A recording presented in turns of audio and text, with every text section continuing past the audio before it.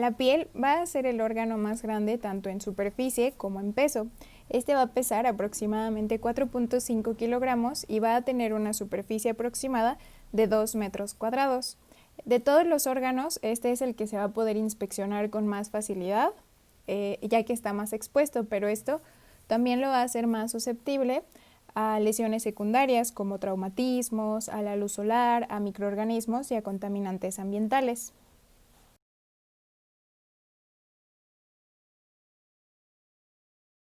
Histoanatómicamente vamos a poder diferenciar en la piel 3 capas: la epidermis, la dermis y la hipodermis. A su vez, la epidermis se va a dividir y se van a poder diferenciar muy bien 5 tipos de estratos: el estrato córneo, que va a ser el más superficial; el estrato lúcido, que solamente se va a encontrar en palmas y plantas, seguido del estrato granuloso, el espinoso y finalmente el estrato basal, que también se va a llamar estrato germinativo, ya que a través de este, pues bueno, van a irse renovando las células de la epidermis y bueno, es de ahí de donde van a germinar, de donde van a ir apareciendo. La dermis, a su vez, vamos a poder identificar 2 tipos de tejidos, que va a ser el tejido papilar y el tejido reticular. Y finalmente, la hipodermis se va a tratar principalmente, o bueno, va a ser tejido subcutáneo.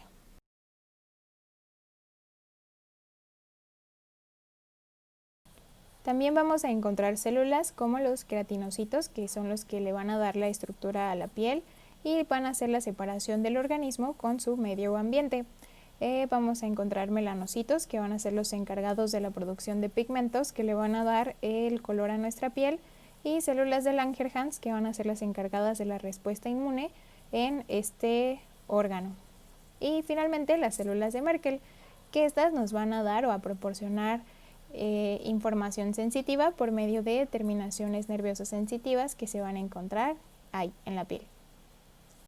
Los queratinocitos van a tener diferentes etapas. Estos se van a producir principalmente en la capa basal, como podemos ver aquí en la imagen, donde se van a encontrar las células madre, a través de las cuales pues bueno, van a sufrir una diferenciación para pasar a ser células basales, que luego se van a convertir en células espinosas, granulosas y finalmente queratinosadas. Van a ir avanzando a través de estos estratos hasta quedar hasta arriba como células muertas, que finalmente se van a ir desprendiendo o descamando, y esta pues va a ser una función cíclica que va a durar aproximadamente 47 días entre que se hace la diferenciación, aparece como una célula basal, avanza por los diferentes estratos hasta finalmente pues bueno, descamarse y terminar como una célula muerta fuera de la piel.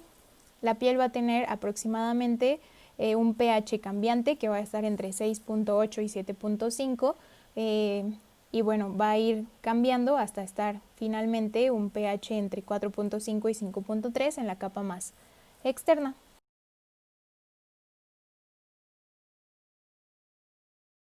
Heridas.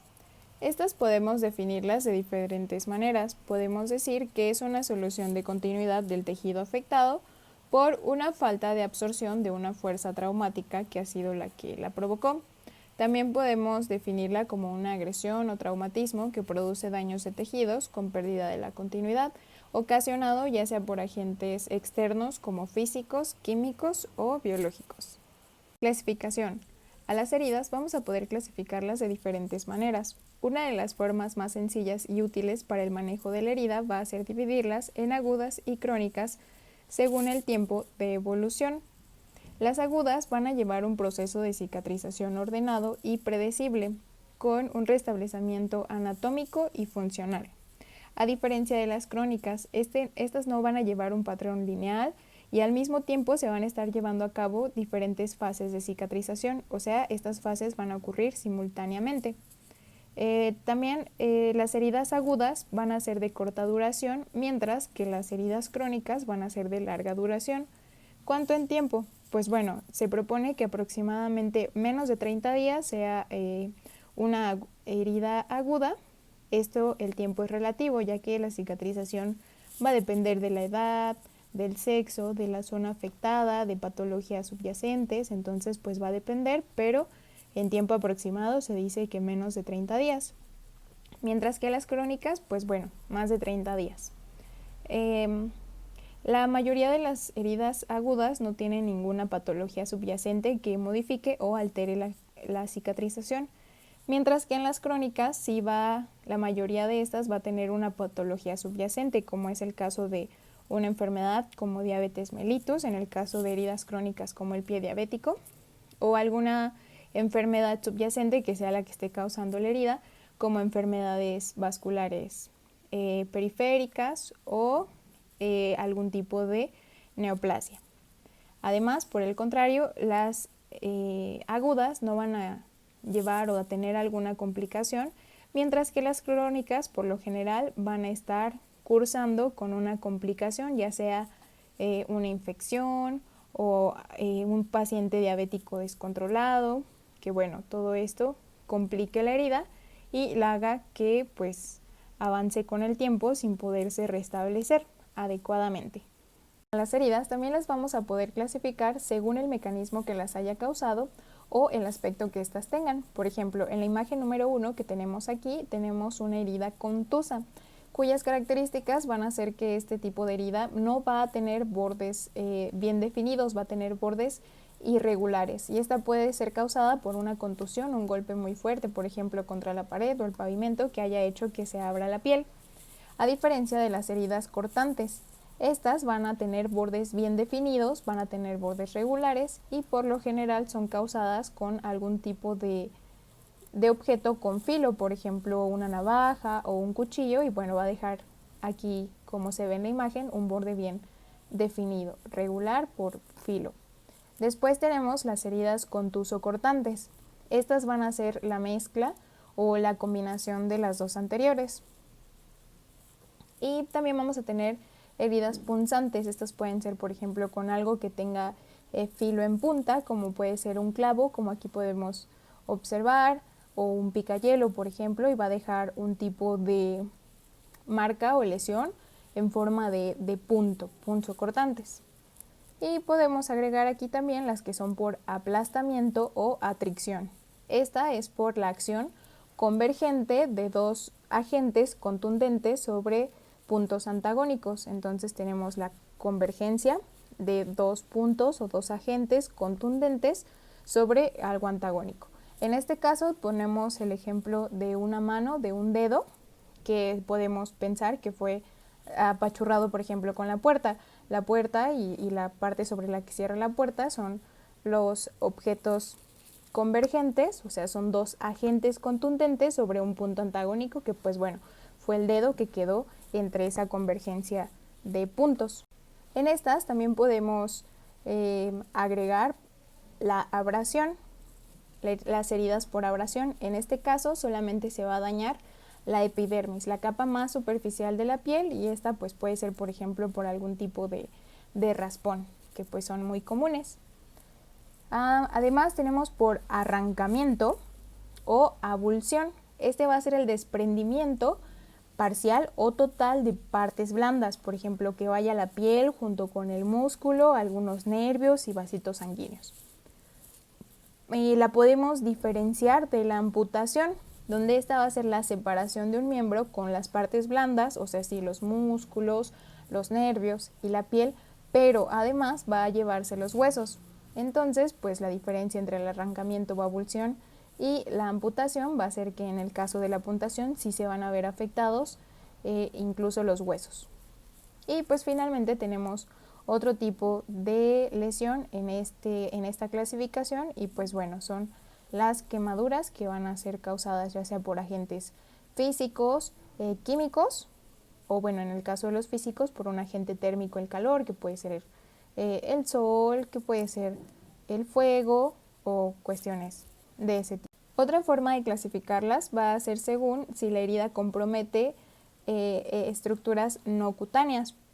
Si no compromete estructuras cutáneas, o sea, si solo compromete a la piel, como la primera imagen que tenemos aquí, se va a decir que es una herida simple.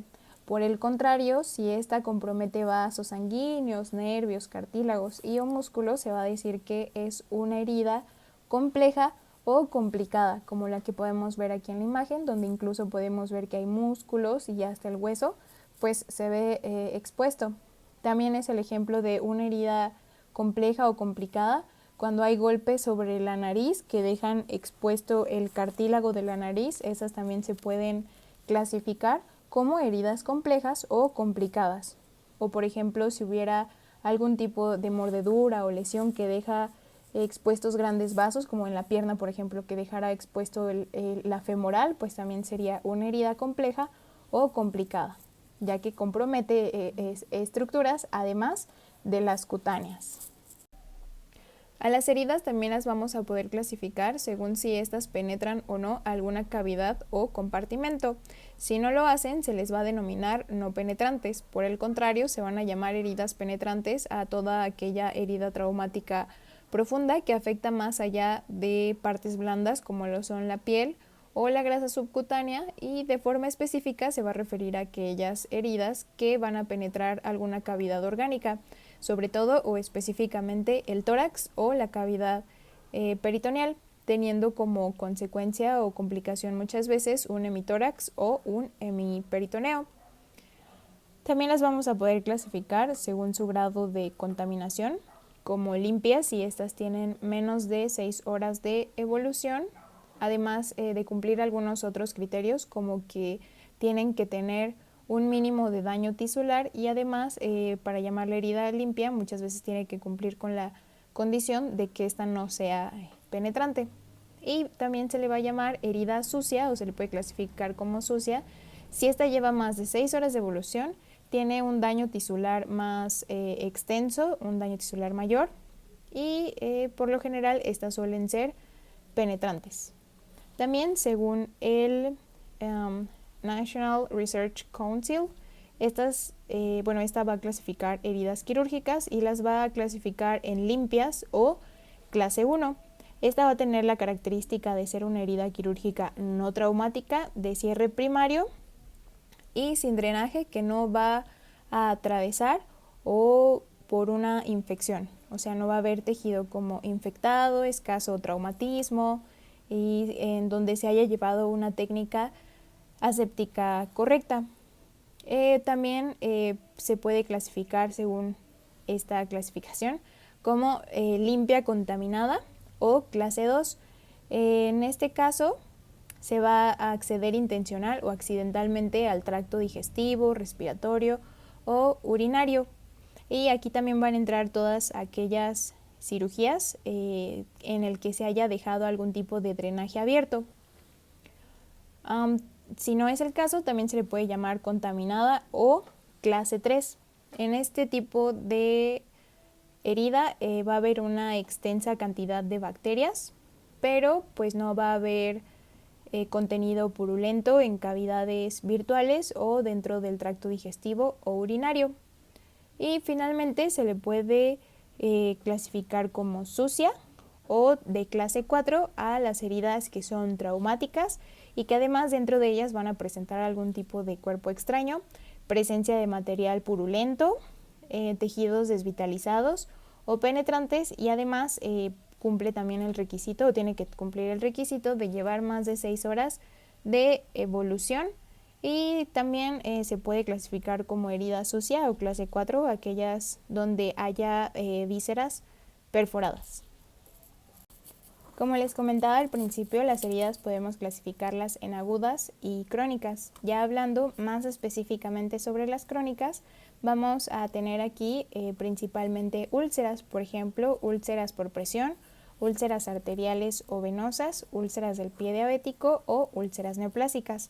Lo que todas estas van a tener en común es que van a ser heridas de larga duración que llevan más de 30 días sin poder cicatrizar, se encuentran fuera de un patrón lineal de cicatrización, lo que quiere decir que van a estar en diferentes fases de cicatrización, o sea, hay varias fases ocurriendo simultáneamente de cicatrización en la herida. Además de esto, la mayoría de estas cursa con una patología subyacente, por ejemplo, en las úlceras por presión, algún tipo de patología que impida la movilización del paciente y bueno, el que esté muchísimo tiempo inmovilizado pues lo va a llevar a esto, a una úlcera por presión. En el caso de las úlceras venosas y arteriales pues hay de base o una patología subyacente como enfermedad venosa periférica. En el caso de la úlcera del pie diabético pues la enfermedad subyacente va a ser la diabetes Y en las úlceras neoplásicas, pues el proceso subyacente va a ser un proceso neoplásico. La mayoría de estas va a cursar complicada o, pues bueno, va a estar infectada. Las úlceras por presión. Estas van a ser consecuencia de un proceso isquémico producido por presión, fricción, cizallamiento o una combinación de todos los anteriores, y las vamos a poder dividir en categorías, categoría 1, 2, 3 y 4.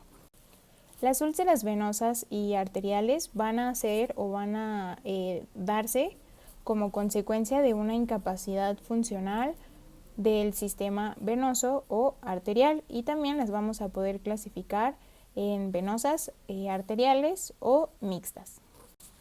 En el caso de las úlceras por pie diabético, estas van a ser una ulceración y destrucción de tejidos profundos de la extremidad inferior, específicamente, pues bueno, el pie. Estas van a ser consecuencia de una neuropatía o bueno, de una combinación de varios factores como es la neuropatía, la enfermedad vascular periférica y bueno, todo esto combinado con una arteriopatía de Charcot. Va a haber múltiples formas de clasificar el pie diabético, pero aquí les pongo específicamente o principalmente 3. Una de estas, la más utilizada o conocida, va a ser la clasificación de Meggitt o Wagner, y esta la va a clasificar en 5 grados, del 0 al 5. Y va a tomar en cuenta 2 características, la lesión y 2, las características del pie. El grado 0 va a haber o va a ser ningún riesgo de padecer una úlcera de pie diabético, pero pues sí podemos llegar a encontrar callos gruesos, en cabezas de metatarsianos prominentes y dedos en garra o deformidades óseas en el pie. En el grado 1 va a haber úlceras de tipo superficial y va a haber una destrucción del espesor total de la piel. En el grado 2 van a ser úlceras profundas y en este caso va a estar comprometida o va a haber una penetración en piel gruesa, ligamentos, pero lo más importante que no va a afectar el hueso, pero sí puede llegar a estar infectada. En el grado 3 va a haber una úlcera profunda más algún tipo de absceso. Aquí, a diferencia de la 2, sí va a haber una infección del hueso o osteomielitis. Las características de esta úlcera va a ser que va a ser extensa, profunda, van a tener secreción y también mal olor. En el grado 4 va a haber, a diferencia de todas las anteriores, algo muy característico como es una gangrena. Pero pues bueno, va a ser una gangrena limitada, va a haber una necrosis de parte del pie, de los dedos, del talón o de la planta. Y la va a ser diferente a las de grado 5, donde va a haber una gangrena extensa. En este caso todo el pie se va a ver afectado y pues bueno, pueden llegar a ocurrir efectos sistémicos. Casi todas las clasificaciones se parecen entre sí, y otra que tengo aquí es la clasificación de el pie diabético de Brodsky, y pues bueno, esta igual va a tomar grados 0, 1, 2 y 3 y combinación con A, B, C, D. El 0 es un pie de riesgo pero sin úlcera. El 1 va a ser una úlcera superficial no infectada. El 2, una úlcera profunda con exposición de tendones o cápsulas. Y el grado 3 va a ser una úlcera con exposición ósea y o infección profunda ósea o absceso. Y bueno, va a haber la combinación, por ejemplo, 1A sin isquemia, o B isquemia sin gangrena, C gangrena localizada distal o D gangrena extensa. Ahora hablaremos del manejo de heridas. Las dividimos en agudas y crónicas debido a que su manejo es completamente distinto. Primero veremos las agudas.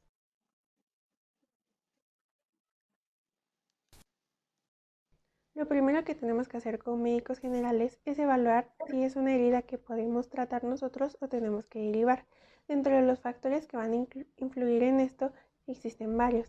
Están los factores ambientales, que es el hecho de que en el lugar donde vamos a tratar al paciente contemos con el material suficiente para hacerlo, ya sean suturas, material quirúrgico, campos estériles o un lugar con buena iluminación. Los factores profesionales abarcan el hecho de que el médico sea capaz de poder tratar a un paciente con una herida.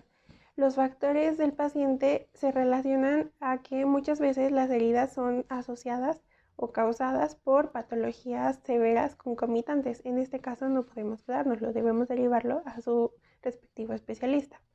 En el caso de los factores propios de la herida, incluye el hecho de la gravedad de la herida o el tipo de la herida. Por ejemplo, si es una herida penetrante o una herida con un grado muy alto de contaminación, no podemos quedárnoslo, ya que no contamos con el equipo necesario para poder atenderlo. Ya que determinamos que es un paciente que podemos tratar en primer nivel, debemos proceder a hacer la historia clínica o la anamnesis. Aquí debemos de preguntar todo, tanto qué pasó, cómo pasó, con qué pasó, a qué es atribuible, todo. Todo esto con el fin de poder dar una mejor atención al paciente. También debemos de preguntar si tienen alguna enfermedad de base, si toman algún medicamento como anticoagulantes, por ejemplo, si cuentan con alguna alergia, y algo muy importante es preguntar sobre el estado de inmunidad antitetánica, ya que esto va a ser de vital importancia. Si es un paciente bien vacunado, que la última dosis fue hace menos de 10 años, esto va a depender del tamaño de la herida. Si es una herida pequeña, no va a haber necesidad de aplicar la vacuna. Si es una herida grande, va a depender si la última dosis fue aplicada hace más o menos de 5 años. Si fuese menos de 5 años, no hay problema, no tienen que aplicarles nada. Si fuese más de 5 años, vamos a tener que llevar al paciente a medicina preventiva. Si es un paciente bien vacunado, que su última dosis fue hace más de 10 años, tanto si es una herida pequeña o una herida grande, en ambos casos se va a tener que aplicar la vacuna. Si es un paciente que no cuenta con la vacuna o que tiene un mal esquema de vacunación o en dado caso de que no se acuerde de esto, debemos derivarlo a medicina preventiva.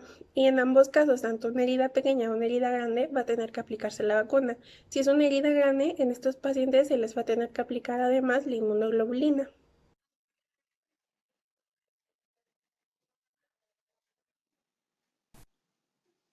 Ahora vamos a pasar a preparar el área de trabajo.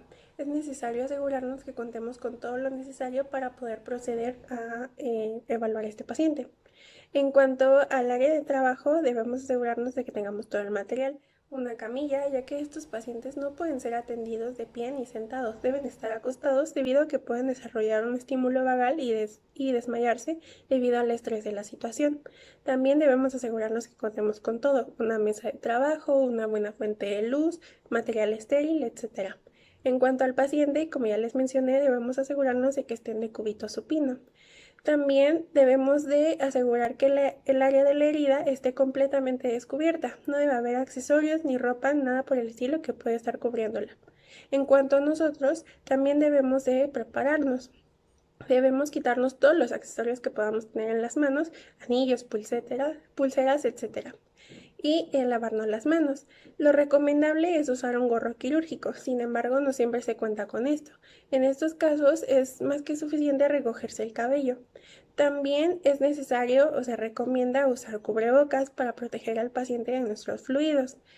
Y por último, el uso de guantes. Esto va a depender de la actividad que realicemos. Si simplemente vamos a realizar una exploración inicial, no es necesario usar guantes estériles. En cambio, si ya vamos a pasar a hacer un tratamiento definitivo como los puntos de suturas, en este caso sí necesitamos guantes estériles.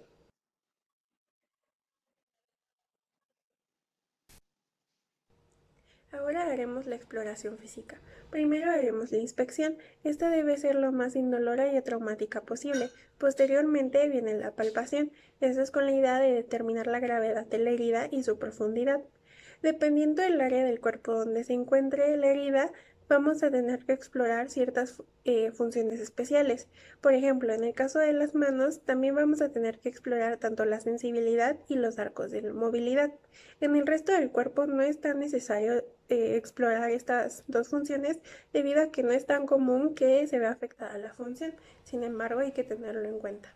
Hay unos puntos especiales del cuerpo que cuando hay heridas en estos, lo ideal es referirlos a un cirujano plástico, no quedárnoslo nosotros. Estos puntos especiales son la cara, las mamas y los genitales.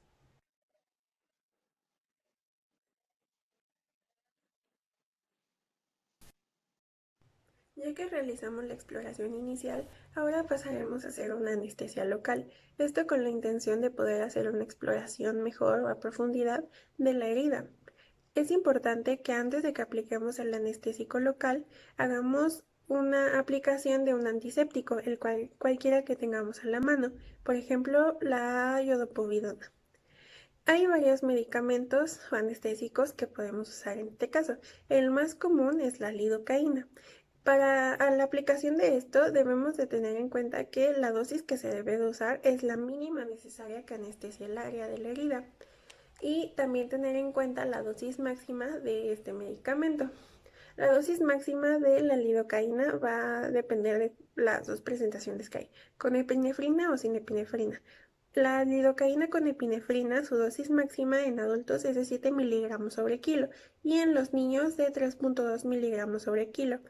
La lidocaína sin epinefrina en el adulto es de 4.4 miligramos sobre kilo y en los niños de 2 miligramos sobre kilo. E igual tener en cuenta la dosis tóxica que es de 8 miligramos sobre kilo.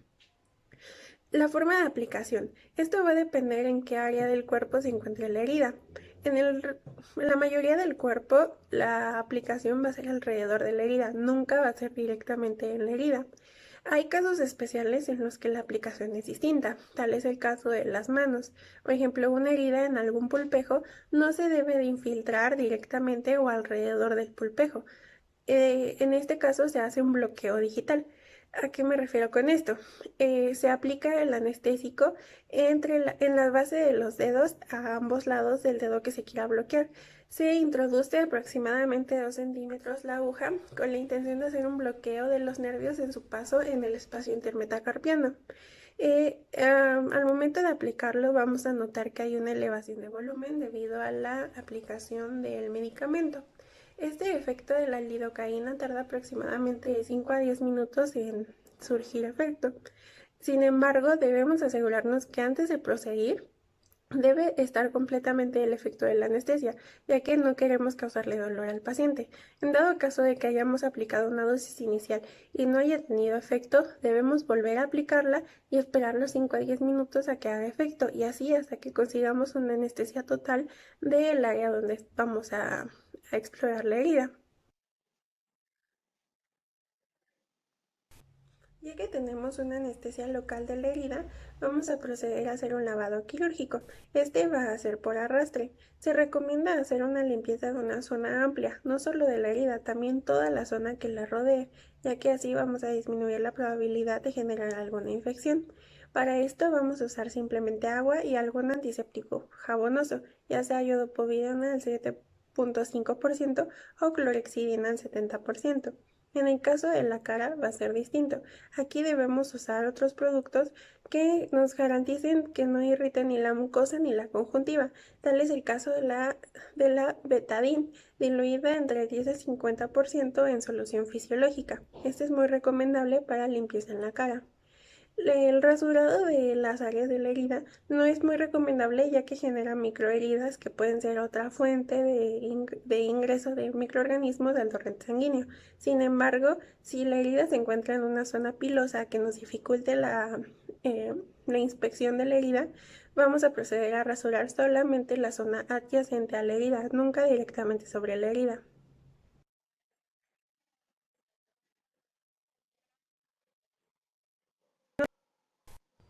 Ahora vamos a preparar material para poder realizar la nueva valoración.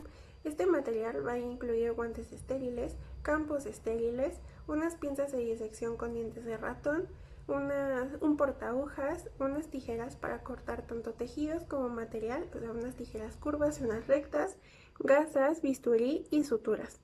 Ya que tenemos todo este material, vamos a proceder a hacer una nueva valoración de la herida, ya con la anestesia empleada.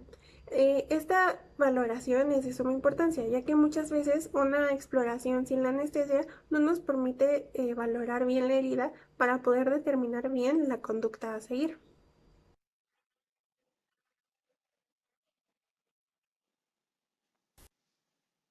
Ya que realizamos la nueva valoración, podemos determinar la conducta a seguir en este paciente. En muchos casos, las heridas son heridas que necesitan un desbridamiento. ¿A qué me refiero con esto? Es el hecho de refrescar o quitar los tejidos muertos o desvitalizados en los bordes de estas heridas, con el fin de que podamos generar o garantizar una mejor cicatrización a futuro. También, en dado caso de que esta herida presente cuerpos extraños, debemos de retirarlos.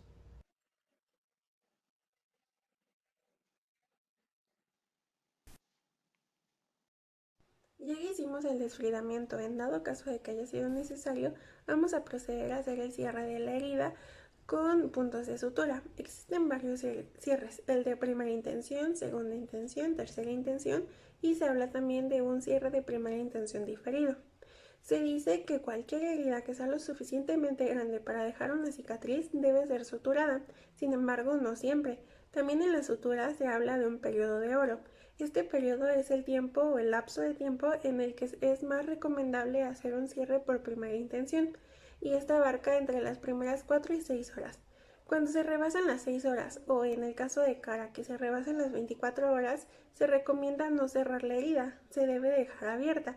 De igual forma, cuando la herida es causada por una mordedura de perro, por un arma de fuego o por algún cuerpo extraño, o que la herida tenga un alto grado de contaminación, no se debe cerrar la herida, se debe dejar abierta y se debe dejar el cierre a una segunda intención. Y también de posterior a esto se recomienda que entre el tercer y séptimo día se haga un cierre diferido o hacer lavados quirúrgicos, y en el caso de estos pacientes también se puede recomendar un cierre mínimo por afrontamiento, y deben ser pacientes que deben tener una cobertura antibiótica y tener una buena observación clínica.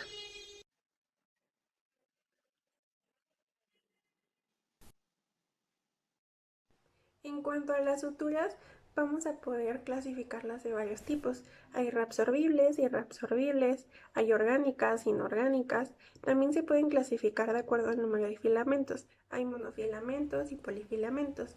Las más recomendables son las de monosfilamentos debido a que dificultan la colonización bacteriana. También podemos clasificar las suturas de acuerdo a su grosor, y esta se hace mediante ceros. Mientras más cantidad de ceros tenga una sutura, quiere decir que es más delgada. Para esto se recomiendan suturas entre 4 y 5 ceros. También se va a tener que requerir de una aguja especial. Se recomienda una aguja de punto triangular. Sin embargo, existen otros materiales que podemos utilizar para el cierre de estas heridas, como parches, grapas o incluso pegamentos. Sin embargo, esto va a depender del material con el que contemos en el área de trabajo.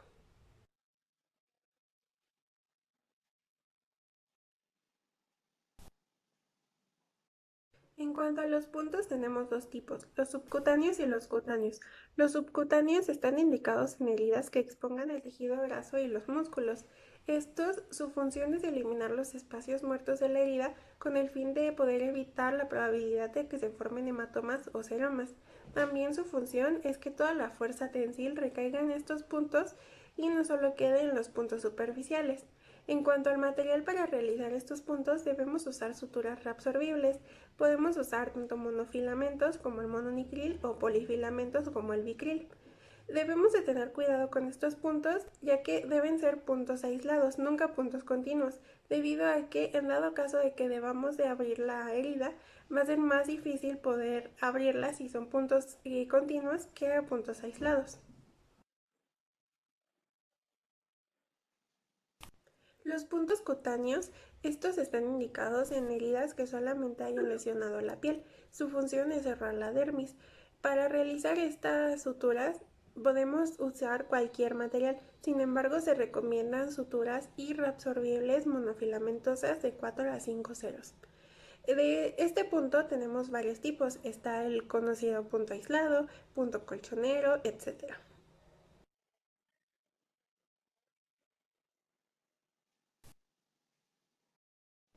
Ya que terminamos la sutura, vamos a pasar a los cuidados de la herida. Lo primero que tenemos que hacer es limpiar la herida, ya que por los puntos que dimos generamos sangrado. Entonces, para limpiarla podemos usar una simple gasa húmeda. Después de esto vamos a pasar con los antisépticos. Estos se recomiendan productos con plata, como la sulfadiazina argéntica, o productos con amplio espectro, como la povidona yodada. Después de esto se va a hacer la cura. Esta puede ser oclusiva o expositiva. La expositiva se recomienda sobre todo en cara y para la oclusiva se recomiendan apósitos vaselinados. Después de esto vamos a hacer el vendaje. Este va a ser únicamente en heridas que estén en las extremidades. En el caso de que sean heridas en manos, debemos de poner una gasa y vendar cada uno de los dedos. No se deben de vendar todos los dedos juntos. Y en el dado caso de que sea una herida en las piernas, se deben hacer vendajes comprensivos.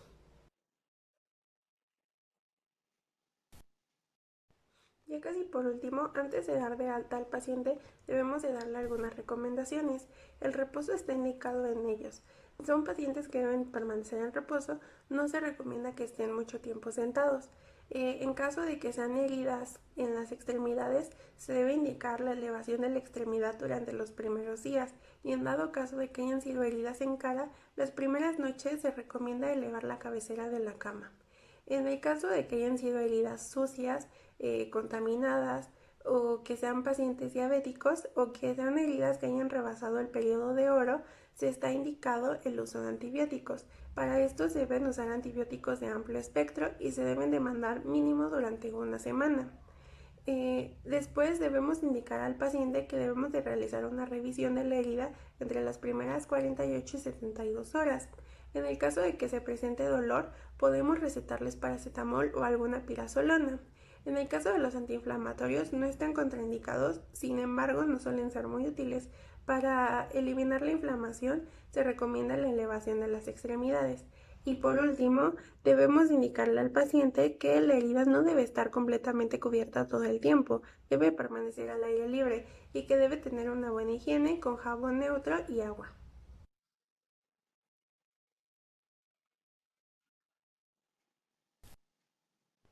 Por último, si todo salió bien en la revisión, podemos programar al paciente para retirar los puntos. Esto va a depender del lugar donde haya sido la herida. En el caso de cara se recomienda retirar los puntos entre el quinto y séptimo día. En el caso de los párpados en el tercer día y en el resto del cuerpo se pueden retirar entre el séptimo y décimo día. Se recomienda al retirar los puntos retirarlos alternamente y posteriormente retirar los puntos restantes. También se recomienda que cuando se quiten todos los puntos, dejar suturas textiles en la herida para poder reforzarla y evitar el riesgo de que se pueda abrir. En el caso de los pacientes debemos indicarles que la primera semana retirada los puntos deben de seguir manteniendo los cuidados de higiene de la herida y a partir de la cuarta semana retirados los puntos se puede comenzar el cuidado de la cicatrización. Bueno, ya tal cual para el tratamiento de las úlceras por presión, una de las principales cosas que tenemos que tomar en cuenta es que se trata de un paciente completo y que requiere un tratamiento integral y no solamente el tratamiento de la úlcera. También se recomienda la prevención, evitar que sigan apareciendo nuevas úlceras, esto es pues liberando la presión, a veces se utilizan algunos colchones especiales para esto, evitar que aparezcan nuevas y también pues prevenir que las que ya están sigan creciendo o avanzando. Además de esto, anteriormente comentábamos que se requiere identificar la localización, dónde está ubicada la lesión. 2. Describir su profundidad, si esta es superficial, o sea que la herida solamente va a involucrar al epidermis. Si tiene un espesor parcial que involucra epidermis y dermis superficial, o si su espesor es total. Esto quiere decir que involucre la dermis más profunda y también pues estructuras subyacentes. También habrá que describir el tamaño, sus dimensiones tanto de largo, ancho y profundo, si existen tunelizaciones, excavaciones o trayectos fistulosos, y describir qué tipo de tejido se encuentra ahí, si es tejido necrótico, tejido esfacelado o si es tejido de degranulación. También cómo está la piel perilesional, si está íntegra, lacerada, si está macerada, si hay celulitis, qué tipo de secreción tiene la úlcera, si es escasa, profunda, purulenta, hemorrágica o serosa. Y también pues si hay dolor para pues poder identificar signos clínicos de infección local. Y pues bueno, esto por medio de si hay exudado purulento, si hay mal olor, si hay bordes mal definidos e inflamados, o en todo caso si el paciente presenta fiebre. Bueno, uno de los puntos importantes, comentaba, es el manejo de la presión. Aliviar la presión pues es importante, ya que previene la isquemia tisular y pues las lesiones relacionadas con ella. También habrá que valorar la nutrición del paciente, ya que si éste está desnutrido, pues es más probable que pues aparezcan estas o que no se pueda recuperar de este tipo de lesión crónica. Y ya pasando a los cuidados tal cual de la úlcera, pues esta va a requerir a veces utilizar algún tipo de ácidos, como ácidos hiperoxigenados, esto pues para mejorar la resistencia de la piel y pues minimizar el efecto de anoxia tisular. También se pueden utilizar apósitos que cumplan requisitos como que sean efectivos para el manejo de la presión, que reduzcan la fricción y pues que permitan que la visualización de la zona de la piel al menos una vez al día, que no dañen piel sana y pues que sean compatibles con la utilización de productos tópicos para el cuidado de la piel. A veces se requerirá desbridamiento del tejido necrótico, limpieza de la herida, o el uso de antibióticos para prevenir infecciones bacterianas y pues elegir productos que mantengan continuamente el lecho de la úlcera húmeda a temperatura corporal. Y pues bueno, para evitar que se formen abscesos o se cierren falso, la lesión se tendrá que rellenar muchas veces parcialmente, como entre la mitad y 3/4 partes, y las cavitaciones y tunelizaciones también pueden ser tapadas con productos basados en el principio de la cura húmeda.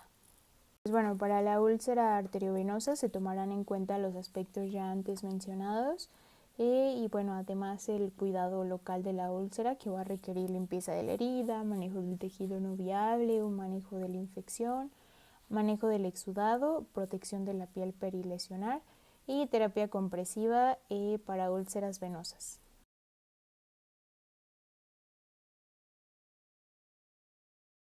Bueno, ahora vamos a hablar de la cicatrización y vamos a empezar con su definición. Esta la vamos a definir como un grupo de sucesos finales que resultan de la activación de diversos mecanismos coordinados y superpuestos en el tiempo, que inician desde el momento en el que se produce la lesión y tienen como finalidad preservar el tejido y su función. Ahora vamos a hablar de las vías de restauración que existen en una lesión. Esas van a ser dos, la regeneración y la reparación o curación. Dentro de la regeneración vamos a saber que esta es un crecimiento de tejido nuevo para reemplazar estructuras perdidas. Aquí podemos ejemplificar a los hepatocitos. Dentro de la reparación o curación vamos a decir que esta es una respuesta tisular en órganos que son incapaces de regenerarse por completo cuando sufren algún daño a su matriz extracelular. Para estudiar la cicatrización también es importante conocer los tipos de tejido. Estos van a ser los tejidos lábiles, tejidos estables y tejidos permanentes. Dentro de los tejidos lábiles vamos a decir que estos tienen una sobrevida corta, ya sea de días o semanas, y su tasa de proliferación va a ser elevada.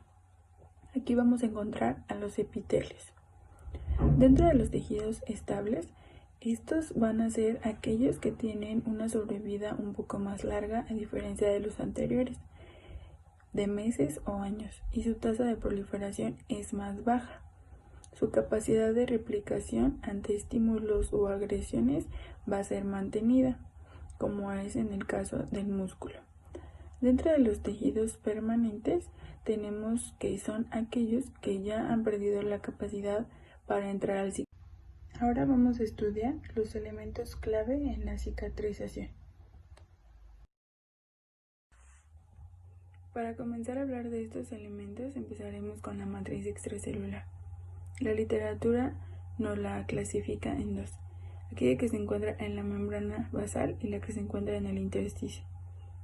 La matriz extracelular va a estar formada de tres cosas principales: fibras de colágeno, fibras elásticas y proteoglicanos, que se van a distribuir a modo de red alrededor de las células.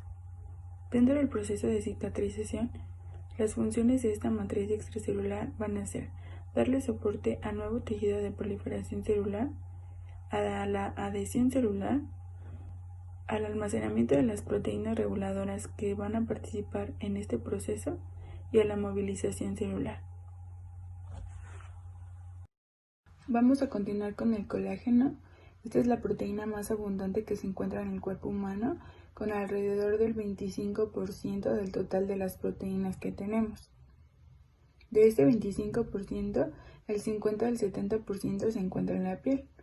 Su composición química va a estar dada por lisina y prolina, que van a ser dos aminoácidos que van a formar cadenas en forma de hélice, que van a ser las que le confieran la estabilidad necesaria para la fuerza de tensión que necesitan los tejidos. Se han estudiado alrededor de 18 tipos de colágeno, dentro de los que se encuentran los más abundantes, que son conocidos como el 1, el 2, el 4, el 6 y el 7. Los que van a participar en el proceso de la cicatrización van a ser el 1 y el 2. Bueno, la elastina, esta va a ser una proteína de una longitud más corta, a diferencia del colágeno. Sus fibras van a disponerse de una manera desorganizada, es decir, van a formar una red aleatoria y va a estar alrededor de esta proteína otra proteína más delgada que se llama fibrilina.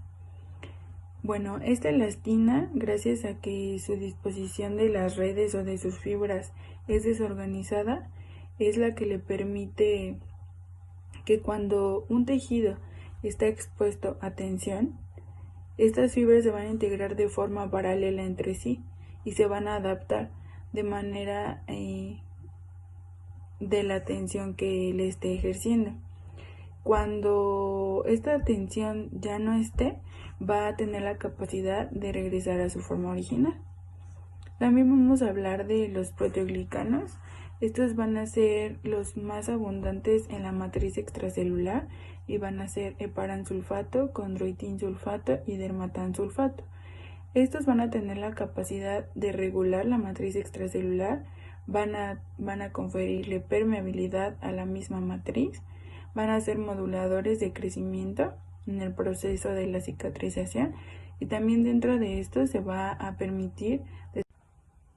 Vamos a ver que dentro de la cicatrización existe un proceso importante que es la angiogénesis, que como su nombre lo dice va a ser la formación de neovasos en la herida para la reparación de la misma. Quiero que no lo entiendan como un tema aparte, simplemente que lo puse antes de las fases para que cuando se mencione ustedes ya sepan de qué estamos hablando. Este proceso va a estar encargado por los macrófagos, que son los que van a llegar al sitio de lesión y van a desencadenar este proceso. Además de que este proceso solamente se va a desarrollar en zonas críticas de inflamación. Bueno, para fines prácticos lo vamos a poner en 6 puntos, que va a ser 1 cuando se presenta el daño al tejido, es decir, por ejemplo, una cortada.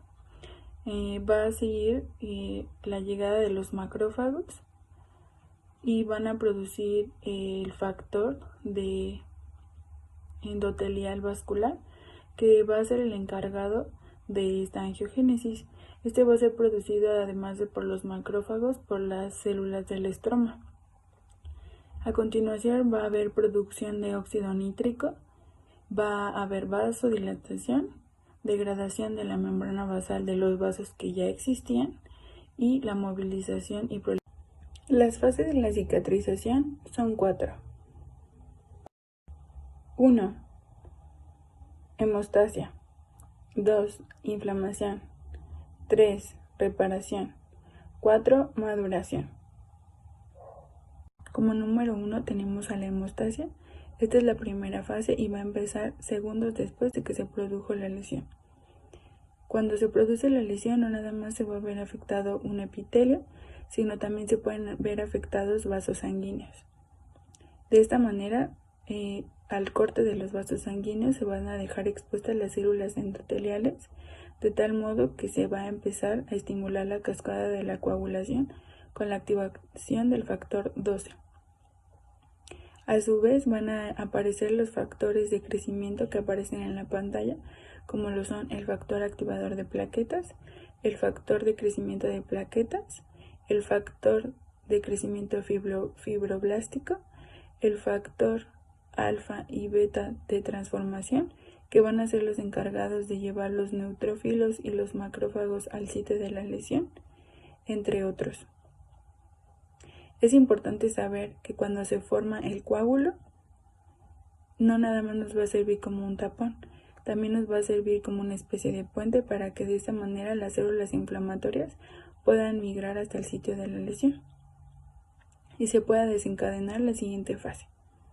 Aquí estaríamos viendo una imagen de lo que les acabo de comentar. En el número 1 estaríamos viendo el proceso de vasoconstricción y después la formación del tapón plaquetario. La fase 2 es la fase de inflamación. Esta va a empezar cuando termine la fase hemostática y va a terminar alrededor del día 6. Va a constar de dos reacciones, la reacción vascular y la reacción celular. Dentro de la reacción vascular veríamos una vasodilatación que va a aumentar el flujo sanguíneo que va a llegar hacia el sitio de lesión. Esto va a ser posible gracias a que las células endoteliales van a sufrir cambios estructurales que les van a permitir realizar contracciones entre sí para formar hiatos y dejar pasar líquido intravascular y llenar el defecto ocasionado por la lesión tisular. La traducción clínica de esto va a ser rubefacción y edema en el sitio de la lesión. Aunado a esto va a venir la reacción celular, que va a ser el infiltrado de polimorfonucleares en las primeras 24 horas, gracias al incremento de esta vascularidad. Ahora, los primeros en llegar van a ser los neutrófilos, donde van a liberar enzimas como colagenasas y elastasas, que van a favorecer la penetración de estos a la herida, con la finalidad de mantenerla limpia, y de liberar citocinas como factor de crecimiento fibroblástico y factor de crecimiento de queratinocitos. Cuando ellos llegan, antes de que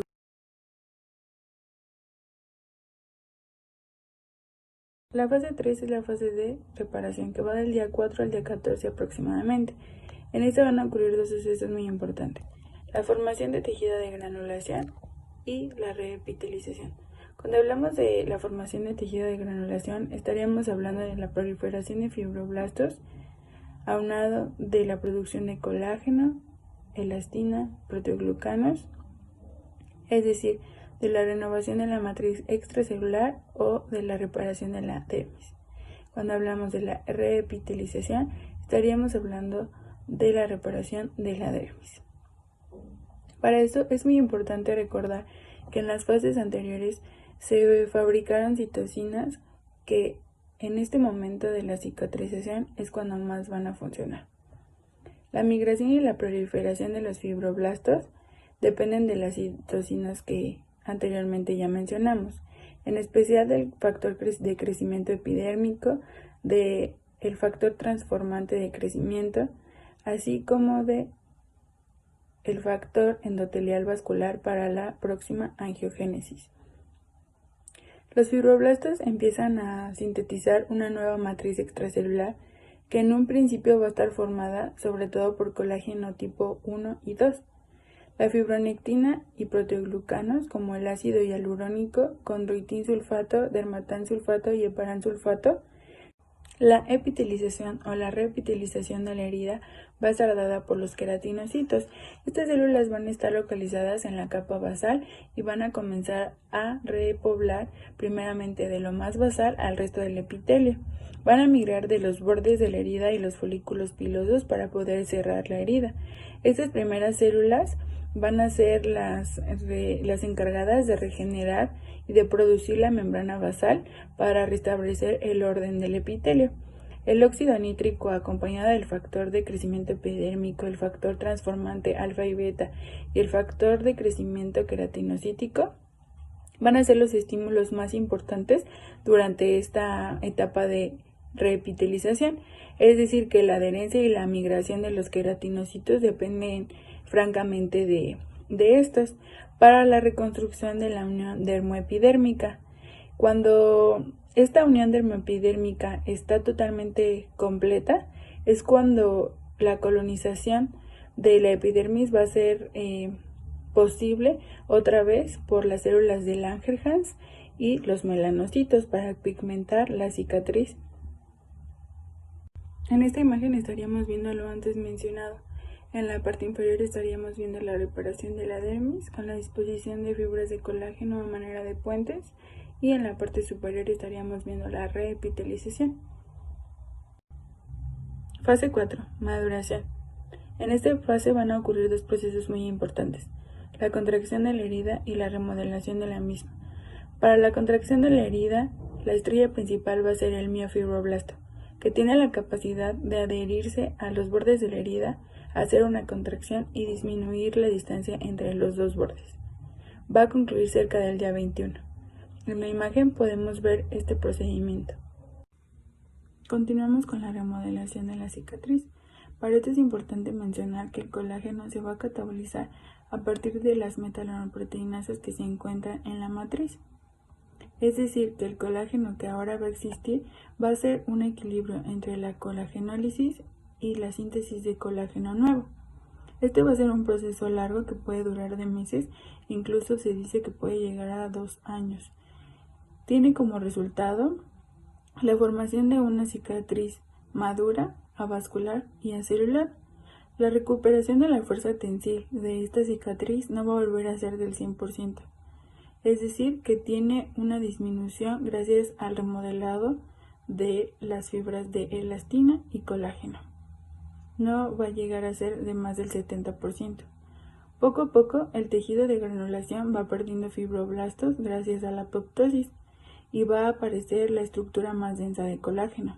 Al mismo tiempo, la fibronectina, el ácido hialurónico y los vasos sanguíneos que se necesitaban para la migración celular van a sufrir una lisis progresiva y van a ser sustituidas por fibras de elastina y proteoglicanos, que van a dar la resistencia necesaria a la cicatriz. Las cicatrices no van a ser resistentes al igual que en un inicio, y tampoco van a ser. Existen diferentes tipos de cicatrización. Los cierres por primera intención son aquellas heridas que están limpias y que sus bordes es posible afrontarlos mediante una sutura. Los cierres por segunda intención ocurren en aquellas heridas que están sucias o contaminadas, en los cuales sus bordes deben de permanecer separados. Tal vez la diferencia más crítica entre la primera y segunda intención está en el proceso de contracción de la herida, ya que en las de segunda intención este es muy marcado. En las heridas de cicatrización por tercera intención son aquellas que tienen una mezcla entre la primera y la segunda intención, es decir, vamos a colocar puntos de sutura que no se cierran por completo. La herida va a permanecer abierta y cuando pase el riesgo de una contaminación y se observe tejido de granulación, entonces se va a cerrar la sutura. En estas imágenes podemos observar con el número 1 el cierre por primera intención, en el número 2 por segunda intención y en el número 3 el cierre por tercera intención.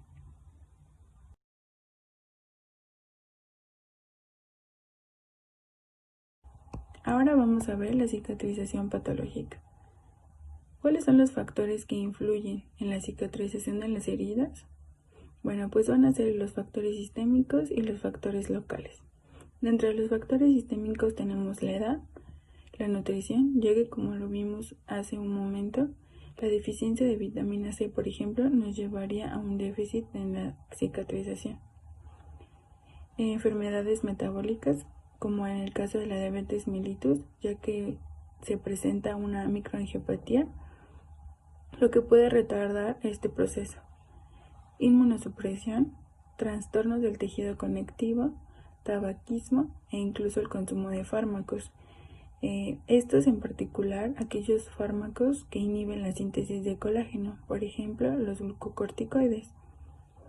En el caso de los factores locales tenemos una lesión mecánica, ya que nos puede llevar a la dehiscencia de la herida, una infección, ya que nos va a producir un proceso inflamatorio persistente y va a evitar la progresión de las etapas de la cicatrización que ya analizamos hace un momento. La isquemia o la necrosis de los tejidos, agentes tópicos, radiación ionizante, ya que no será posible la migración de las células e incluso los cuerpos extraños. Dentro de las cicatrizaciones patológicas que vamos a revisar, tenemos a la cicatrización hipertrófica y a la cicatrización queloide. La cicatrización hipertrófica va a ser aquella que se va a desarrollar encima de la piel, pero va a permanecer dentro de los bordes de la herida original, va a remitir con el tiempo. Aquí tenemos la imagen de una cicatriz de una cesárea. Del otro lado tenemos la cicatrización queloide. Esta va a ser aquella que se va a formar por encima de la piel, pero se va a extender más allá del borde de la herida original y va a remitir muy rara vez de manera espontánea. Estas siempre van a necesitar una cirugía. En esta diapositiva podemos encontrar las diferencias entre la cicatrización hipertrófica y queloide. Del lado blanco analizaremos las de la hipertrófica. Su incidencia es frecuente, se puede encontrar en cualquier sitio anatómico, no influye la genética, es decir, que no se va a heredar. La evolución cronológica la podemos observar de la cuarta a la sexta semana después de que apareció la lesión. Los bordes van a ser elevados, puede haber prurito moderado y estos bordes se van a limitar únicamente al sitio de lesión.